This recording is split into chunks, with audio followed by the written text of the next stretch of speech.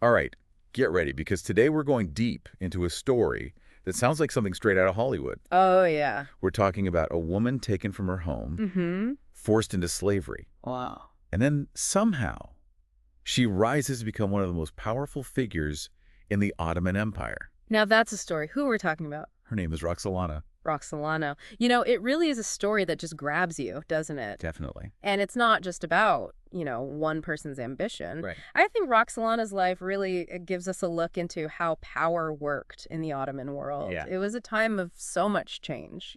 Huge change. And to really get her story, we got to start at the beginning.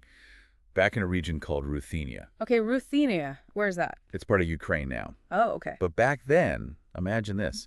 You're living in a place where any day raiders could just sweep in. Raiders? Yeah, Crimean Tatar slave raiders. They'd tear families apart. It was a constant threat. Oh, that's terrifying. It wasn't just like a one-time thing, right? No, these raids were happening all the time. Jeez. The Ottomans had this huge demand for slaves. Yeah, I guess that makes sense. But still, to live with that fear all the time. I know, it's heavy stuff. And for Roxalana, that fear became reality. Oh, no. When she was just a teenager, probably around 13, So young. they captured her, made her walk for hundreds of miles all the way to the Black Sea. Oh, my gosh. And then she was sold in the Istanbul slave market. The slave market, man. I've read about those. Oh, yeah. It was just chaos. People treated like objects. I can't even imagine what that must have been like for her. Awful. It really makes you wonder how anyone could go through something like that and still have any hope left. True. But here's where things get interesting. Roxalana ends up in the Sultan's harem. The Sultan's harem. Wait, how'd that happen? Well, that part's still a mystery. Some say maybe she was bought directly for him, like a gift from someone trying to get on his good side. Oh, yeah, that makes sense. Others think she might have been part of a group of girls sent to the palace. We're not really sure. Interesting. But however it happened, she entered this whole different world. Right. The harem. Yeah, with all its rules and its hierarchy. It's funny. People think the harem was all about, just beauty and pleasing the Sultan. Right. But it wasn't that simple. These women, they had serious training. Oh, yeah. Like what?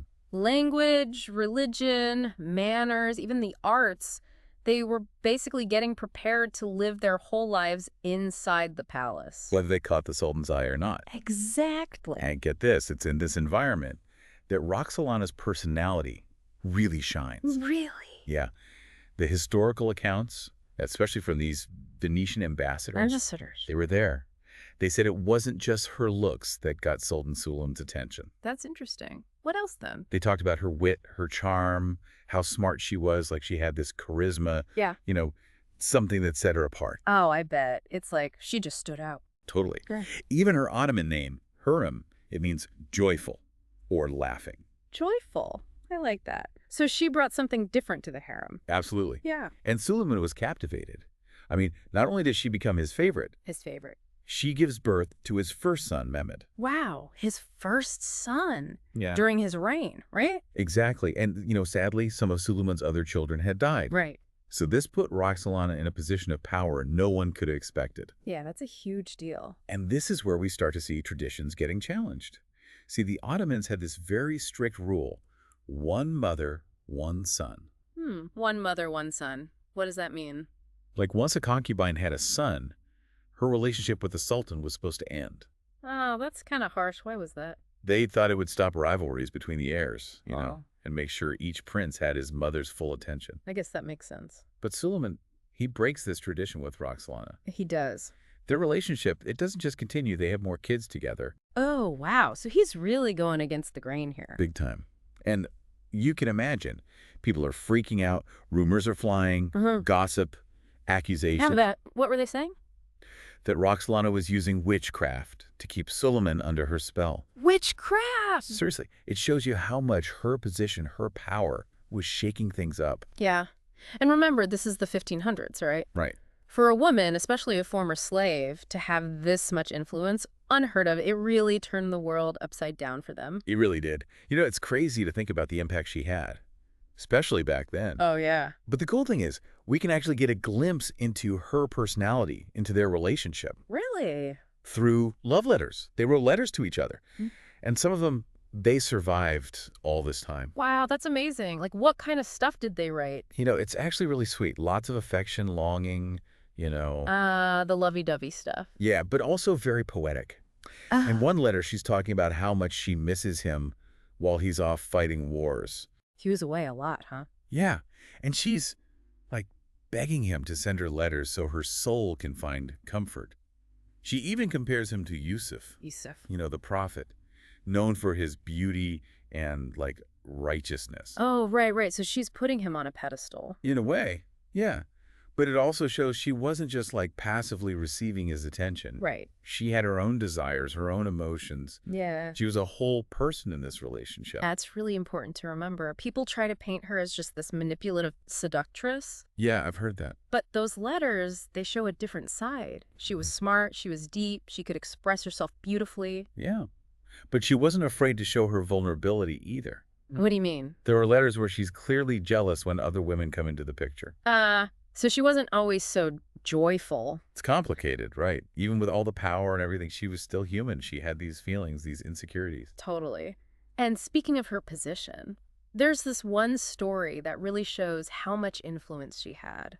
What happened? So some governor, right? He gives Suleiman these 2 beautiful Russian girls as a gift. As a gift? Oh, boy.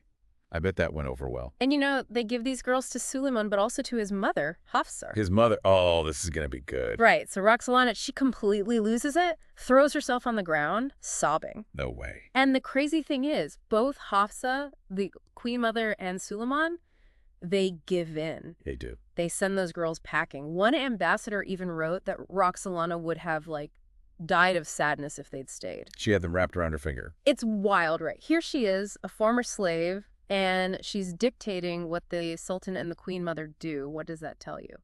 That she was powerful. Really powerful. Absolutely. It shows how much Suleiman truly cared for her. And she knew how to use that to her advantage. Sure. It wasn't just about lovey-dovey stuff anymore, This was power, real power, playing out in the Ottoman court. High stakes. And then, the biggest shocker of all, Suleiman decides to marry her. Marry her? Seriously? I know, right? Sultans hadn't gotten married in, over a century. It was a huge break with tradition. Everyone was stunned. I can only imagine. What was he thinking? Historians have been debating that for ages. Why would he do something so radical? Yeah, there had to be a reason. Well, think about it. He's about to go to war with Iran, a long war. He needs someone he trusts in Istanbul, someone to keep things running smoothly. Like a regent. Exactly. And his mother, Hafsa, she'd recently died, so that role was open. So he needed someone reliable, someone who knew the court inside and out. And who better than Roxalana? She was smart, she was connected. Yeah, but it couldn't have been just about practicality, could it? No, you're right. We can't forget how deeply he felt for her. By marrying her, he was saying, she's not just my concubine, she's the mother of my children, she's my equal. That's a powerful statement. It is. And to drive the point home, he creates a special title just for her. Haseki Sultan. Haseki Sultan. It meant she was his wife, his chief consort, like no one else. And guess what? He breaks another tradition. Roxalana moves into the new palace. The new palace. That was only for men. I know. Think about it. A former slave living in the heart of the male world. It's a huge symbol of how much things were changing, how much power she had. His mind blown. And she didn't just sit around there either. Roxalana got deeply involved in politics. Really? Oh, yeah. She built her own network of informants, just like Hafsa had. Spies everywhere, gathering intel, whispering in her ears. So it was like the Ottoman CIA. She knew what was happening everywhere, even when Suleiman was away fighting. She was his advisor, his confidant. Wow. She had a strategic mind, that's for sure. But she also had a different side. Remember those philanthropic projects we talked about? Yeah, the mosque complex, right? Exactly. She oversaw the whole thing. Schools, a soup kitchen, a hospital, even a public fountain. It was a massive undertaking. It's interesting, isn't it? This woman, some people say she was manipulative, used witchcraft. And yet she's also doing all this good for the people. It's complicated, right? Maybe it was genuine piety, or maybe she wanted to leave a good legacy. Or maybe it was a smart political move to make people like her more. Could be all of the above. Probably. But the point is, it made a difference. That mosque complex, it showed everyone how pious she was, how much she cared about the people. Yeah. It was a powerful symbol. And it also challenged the way people thought about women. Back then, women were supposed to stay out of public life, right? Right. But here's Roxalana, a former slave, leading this huge architectural project. It was groundbreaking. Totally. And get this, she didn't stop there. She even got involved in diplomacy. Diplomacy. Yeah, she started writing letters to European monarchs, kings and queens, Wow. She was going global. She was.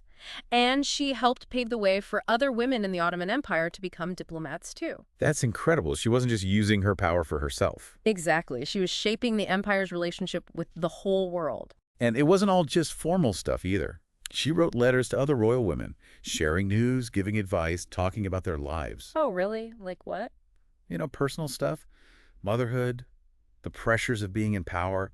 It reminds you that even these powerful figures, they were still human. They had the same struggles we all do. That's so true. It makes her story even more fascinating, doesn't it? But as we know, all good things must come to an end. Right. And for Roxalana, things took a tragic turn. What happened? Her son, Mehmed, the one she had with Sultan, he died. Oh, no. It was devastating for her. He was her firstborn, the one who cemented her position in the palace, and he was being groomed for leadership. Right. But his death, it threw everything into chaos. Yeah, the line of succession, everything. And to make things even worse, Suleiman was away fighting another war when it happened. Oh, so she was all alone. Yeah. And because of tradition, she wasn't even allowed to go to his funeral. That's harsh. It really shows you, even with all the power she had, there were still limits.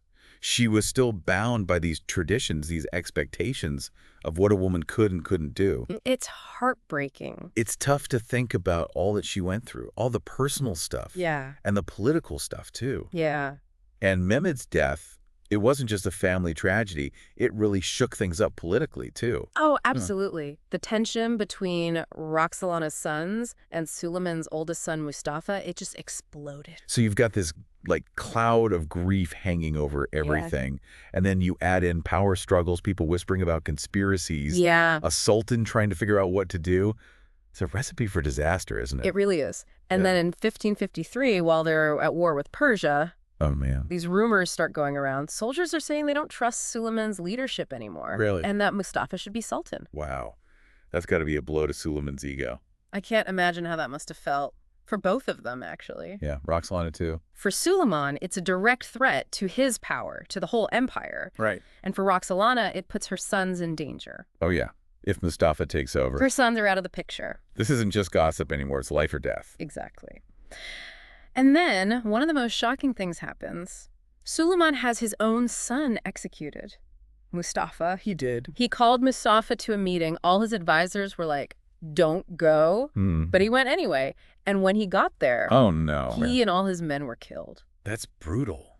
His own son. And a lot of people blame Roxalana for this. They do. They say she was jealous that she wanted her own sons to be sultan. So she manipulated Suleiman into doing it. That's the story that gets told. But if you look at the Ottoman historians who were alive back then, they were actually there. They don't blame Roxalana. That idea came later, after her death. Interesting. So if it wasn't just Roxalana being a wicked stepmother. Right. What else could it have been? Yeah, why would Suleiman do something so terrible? Well, maybe he really did believe Mustafa was a threat. He thought Mustafa was going to overthrow him. Think about it.